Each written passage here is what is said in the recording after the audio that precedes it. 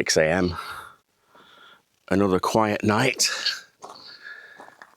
Another picture perfect park up.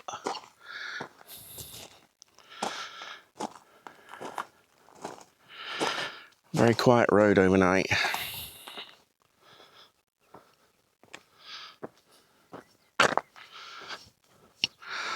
Nice sunny morning.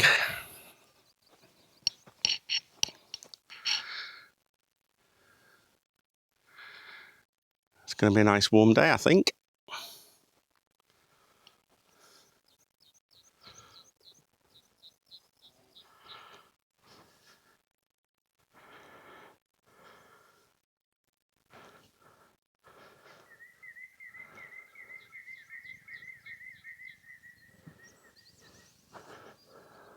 It's being watched down at the fence by some sheep.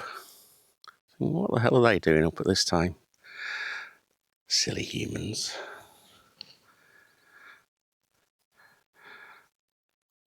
Not bad. Not bad at all. Time to make some breakfast. And then we found somewhere nearby to go for a shower. Rations this morning. Only one crumpet. That's bad planning. We're saving the bread, that's why, for lunch.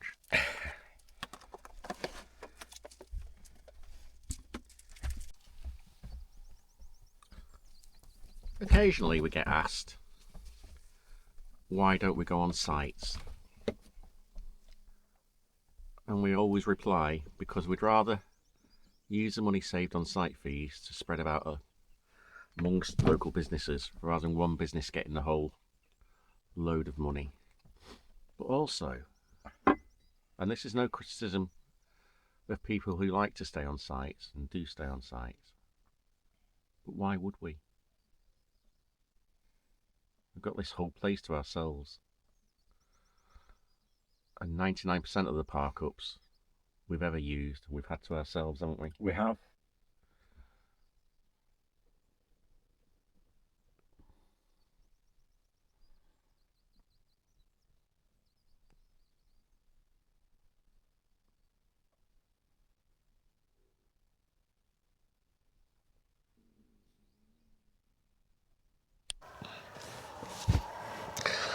So how do we plan our trips? We decide where we're going. We do. And then I go OTT. You do. And buy, like when we decided we were coming to the Outer Hebrides. This one was a bit different, wasn't it? Because It was. We had a time scale as much as anything, and an area that we knew nothing about. Yeah. So we had to sort of plan it a bit more detail. Yeah. And the fact that we were spending a bit more than we normally would because Yeah. we paid for ferries and everything. Yeah. So yes, it was a bit different. So you got a load of cards and started writing. Yeah, well, we got the guidebooks. Yes. So which guidebooks have we had? We got 3 guidebooks. A guided tour of Uist, the Outer Hebrides, and Robbie Roams. And to be honest, this one's not been as useful for us. We've used a few postcodes out of it, but it seems to be pointing people to a lot of beaches more than anything, doesn't it? So we've not really used that one.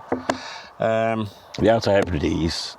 We're not on Uist to Uist yet, so we'll not really use that one as much. But this one's been really good, hasn't it? That's the one we've used most for Planning the routes. Planning routes, yeah. Good maps in there with sort of, so you can do your waypoints on your route, plan your route on through that one, and then you can research what's around the areas. So then we bought the OS maps for the whole of the Hebrides, basically. Yeah. So there's six maps. 6 maps for OS maps. So then Keith, with the help of this and the help of the maps, and little Outer Hebrides, the Collins Outer Hebrides pocket map, started planning a route. So what you... Go on, sorry. The routes, there's not that many roads, so you end up doubling back and doing circuits. So it's good to know where you're heading. So I then did sort of waypoints, didn't I? Yeah. Towns dotted around and a rough route. And then from there, when Keith had written the waypoints, that's when I started using Google and the guidebooks again to find out information that we can share with you, the history of things, the quirky things. Google was really good for that. ChatGPT was really good for that. And the guidebooks. And then in some, like in the last video, The Longest Village, there'll just be a couple of lines that we've written on it that we can do as we're driving. And then other places like we'll be going to today. We're going to go to a whaling station. So I've written a little bit more information about that to tell you about. Basically, that's how we do it. Then when we're at the places, there's usually information boards as well, so it all adds up. So it's a mixture of Keith plotting the route, me doing the research for that route, guidebooks, information boards, and as you'll have seen in some videos, we've come across things anyway that we didn't know about. So it's a bit of everything, isn't it? The only problem we've got, or I had, was that the maps are in Gaelic. Mm-hmm. Some of the maps on your phone are in English, and getting the two to marry up is very difficult sometimes. And the sat nav doesn't like the Gaelic words. No, does it? Gaelic names. So. And it is Gaelic, apparently. We've been told that it is not Gaelic, so there you go. So that's what we do. And now we are going to go for that shower. Without view. This is a lovely view. It is.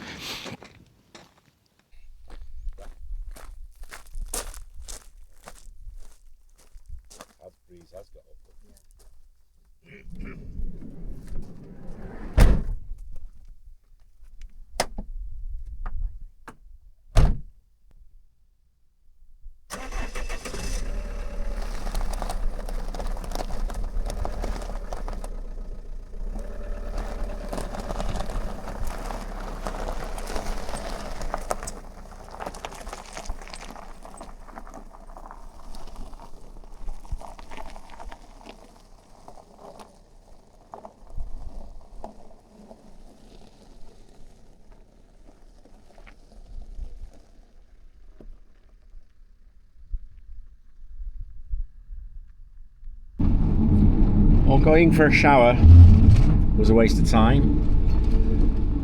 The building's now got new owners and they've shut the showers and toilets off. They don't want people using them. So that's a big shame. So we've got to find somewhere to park up so we can have a wash.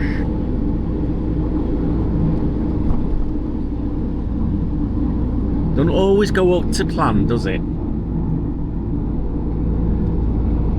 But you have to roll with those punches. And we were just driving along and saw this and thought, oh, that looks interesting. And it's the Bonnie Prince Charlie Monument. Bonnie Prince Charlie. On the 4th of May 1746, Charles Edward Stuart landed here while on the run, having sailed from Scalpay. It was 18 days after the disastrous Battle of Culloden, where over 1,200 Highlanders had died. He travelled on foot from here to Arnish, where he was given shelter by Lady Kilden. He then sailed south to Elian Lubard with a massive price of £30,000 on his head, which in those days was a lot of money.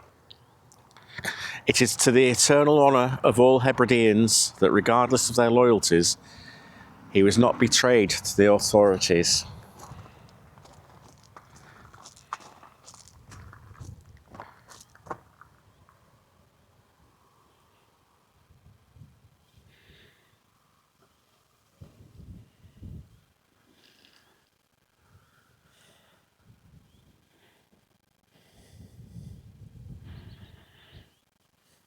There'll be more about Bonnie Prince Charlie later on in this series. That's it. Found somewhere to park up, to have a wash. Nice little community woodland. Yeah, and there's a toilet block. Well, it's a cabin, community cabin. And you can actually park up overnight for a donation of either £5 or £10. It's all community run, isn't it? It is. So we just say there's a cabin with a toilet in it as well. Just gave a couple of quid, didn't you, then? While we parked and had a wash and everything. So do we look all spruced and Tidy. beautiful for you again now? Because that last bit where I did the Bonnie Prince Charlie bit, I felt ever so common because I filmed it in my pyjamas. I thought, oh my goodness, what has the world come to when I'm doing this? Now we're off to another little bit of history.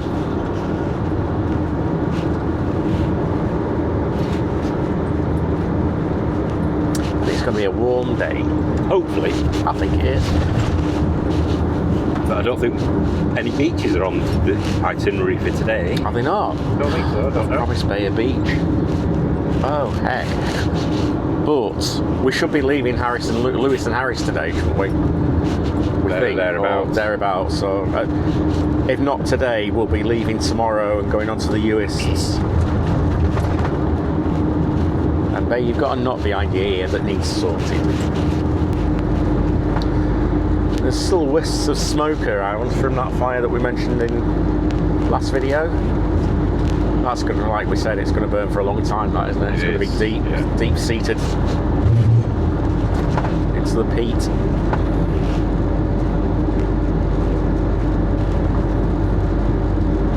Are you enjoying your holiday? I am. You? Yeah, I am, yes. Is that an eagle? Pardon? Is that an eagle? No, it's a rook. Or a... Oh, that's a question for you. We saw a bird the other day, didn't we? Yeah. Black head, but very grey body, black wings. I've looked it up and it's coming back with a hoodie, and I've never heard of a hoodie in the raven family. It's definitely part of that family, looking at the shape of it, wasn't it? Yeah. So if any of you are ornithologists out there and you could help us out and tell us what it is, we'd be most grateful. Thank you very much. Tell you what would be nice today. Find another coffee shop somewhere. It might have cost us in ferries and everything, but we're saving a heck of a lot of money on not being buying coffees all the time, aren't we? Not seeing coffee shops every couple of miles. And the ones we have visited have all been community run, haven't they?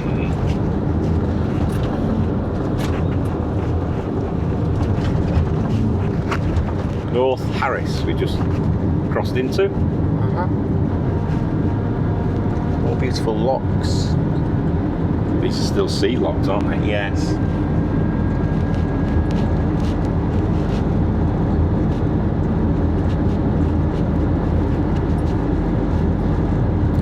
It's not overrun with motorhomes and campervans at the moment, is it? No. This time of year. And as you've seen, we've had every park up, certainly up to now, to ourselves. That looks like it's another park up.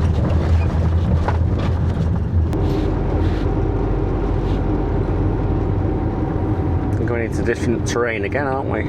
Lovely glen, isn't it?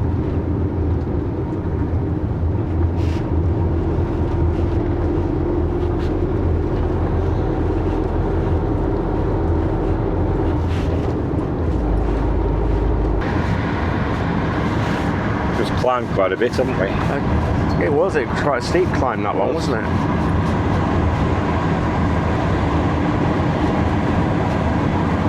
It's levelling out again now, so we're either going to drop or climb more, aren't we? Yeah. Over the top of the plateau, aren't Heli dump 10, that was. We're obviously doing a lot of work, it looks like, on electricity pylons and infrastructure, isn't it? And they've got heli drops everywhere.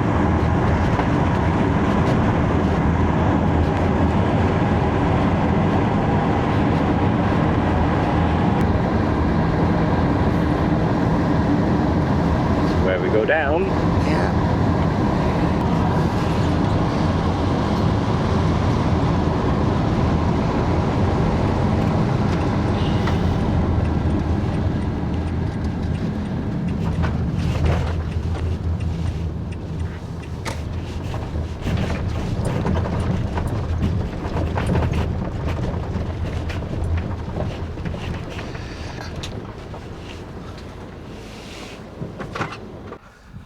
This is the Maraig Viewpoint. It says, "Welcome to North Harris." The Western Isles has one of the largest proportions of land in community ownership in Scotland. In 2003, the 23,000 hectare North Harris estate was placed on the market. Local residents met and decided to purchase the land that they and their forefathers had lived and worked on, and the North Harris Trust was established by the community to manage the estate. In 2006, the Seaforth estate came to the market, taking in the villagers along Loch Shibhort. It had previously been annexed from North Harris by its owner to develop a super quarry. And when the prospect of the quarry faded, the community took the opportunity to purchase the land and rejoin North Harris. And in 2011, residents were gifted their island. The residents of Alien... that word there. They too chose to join with the North Harris Trust.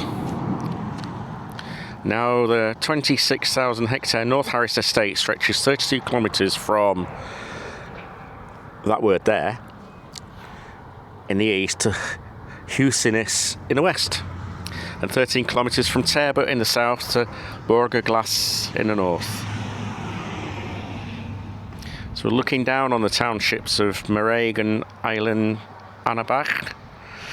On the far side of the Loch Maraig is a linear settlement of Eilean Annabach. The name translates from the Gaelic unripe island. A Maraig township on the north shore is a much younger settlement. Originally a single farm, 5 crofts were created here, along with many others in the area in 1885. And the crofts were settled by families from an overflowing Isle of Scalpay, the overflowing Isle of Scalpay. The name Maraig is derived from the Norse mar, M-A-R, meaning sea, and uig, meaning bay, so sea bay.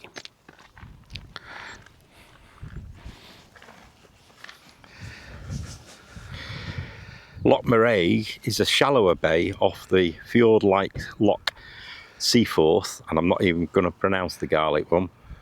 It stretches over 23 kilometres from its opening onto the Little Minch to Sian Siop to the northeast. The southern stretch forms the boundary between Lewis and Harris. And Loch Seaforth also lends its name to the Stornoway to Ullapool ferry that entered service in 2015. Which is the one we're on. Yeah.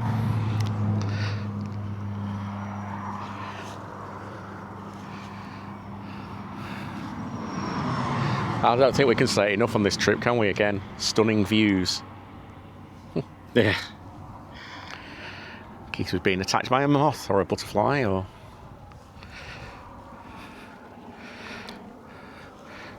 So it's showing things out here. This is Loch Shiport.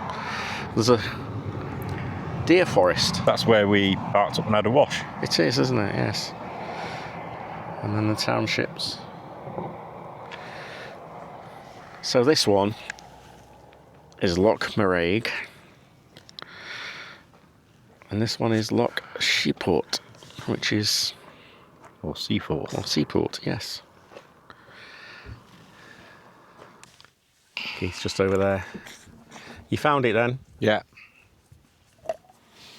A geocache. We found a few on this trip, not showing you all of them obviously, because you must get bored of us saying, we're doing a geocache.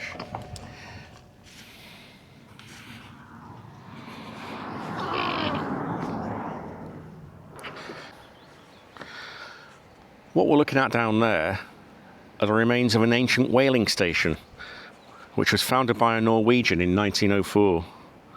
In 1922 it was bought by Lever Brothers, and the main product was whale oil, which went on to be the manufacturer of margarine, soap, lighting and lubricants. And the whaling station closed in 1929.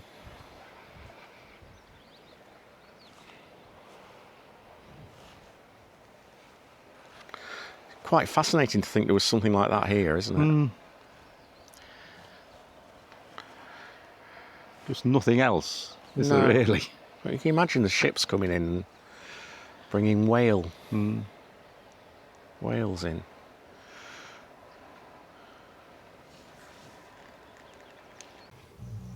It must have been a real busy, thriving area at the time. I don't know how many ships came in bringing whale in.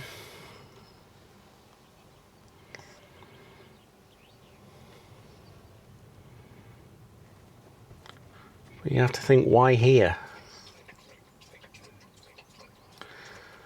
What made a Norwegian come here and think this was a perfect spot?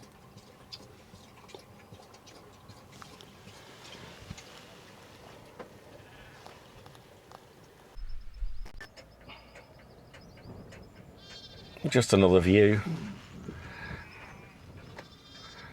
And as I said, you just imagine ships coming in here, bringing whales in to be processed. I wonder how many they brought at a time. Or was it go out, I don't know. catch one and bring it in? I don't know. Or how many ships came in a day, or... Yeah. I don't know.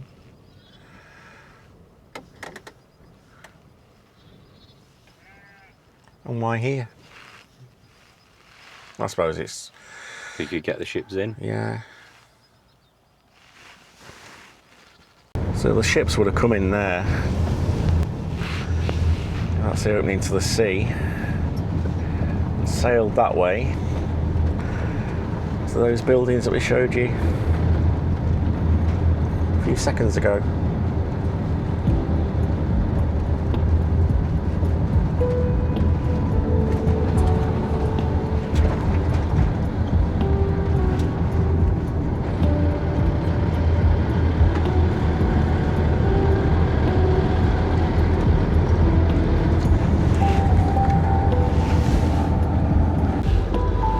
They just get better views, don't they? They do. Just improving. When you think you've seen the best, it's just...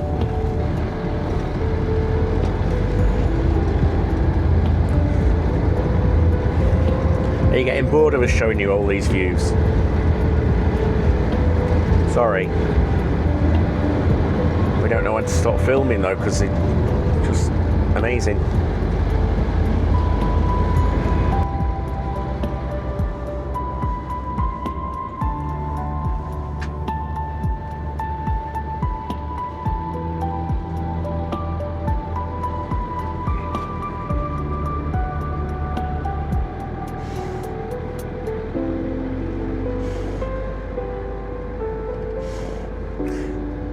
That snorting is Nav, if you can hear it.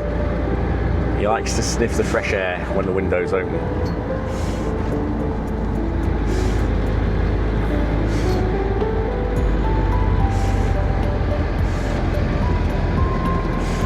We're really climbing again. Yeah.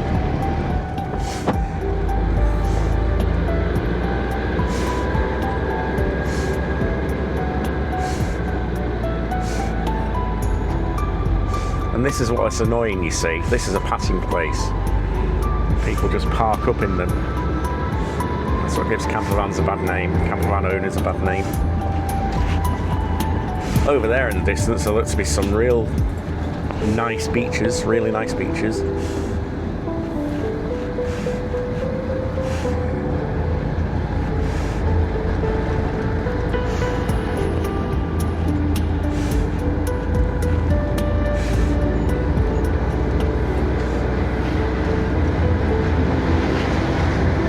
We're going to see when we get around this bend.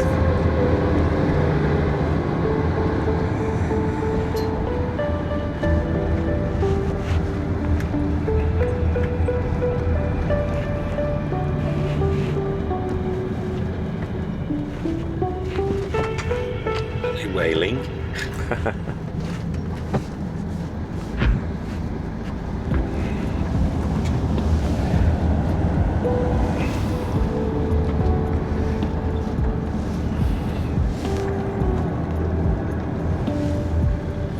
think that beach that you can see there is on our itinerary. Over there? Yeah. Right. Not the one on the island, the one. Yeah.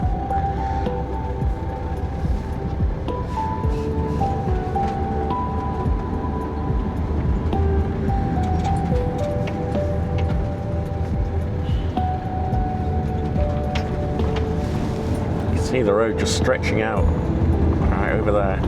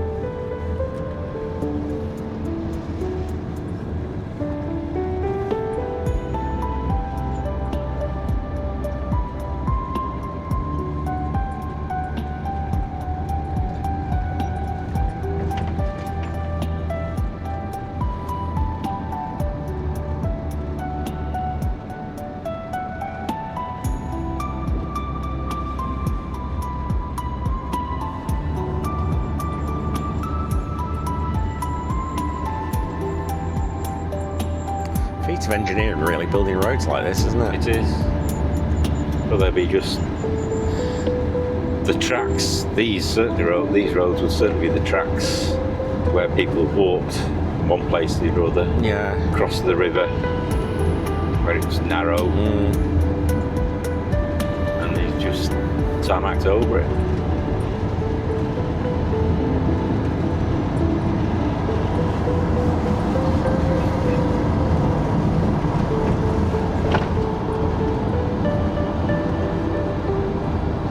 You say just tarmacked over it, but bringing everything here too.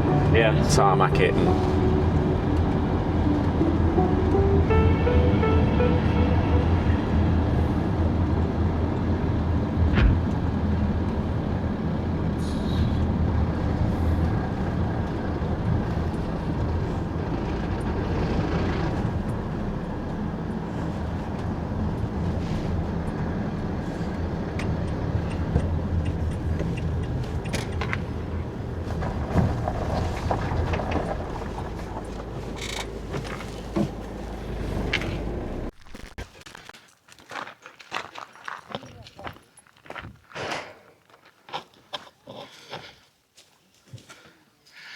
So a bit of a walk, but let's hope we see some eagles.